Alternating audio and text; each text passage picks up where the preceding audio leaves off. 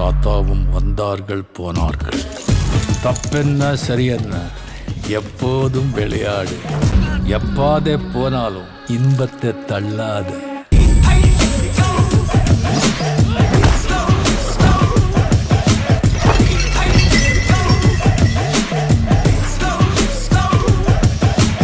சோறுண்டு, சுகமுண்டு, மது உண்டு, மாது உண்டு, மனம் உண்டு என்றால சொர்க்கத்தில் இடம் உண்டு. போடா.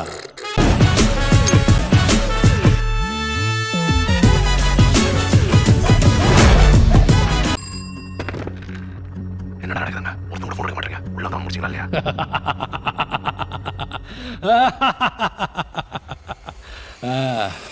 முடிச்சிடலாமா?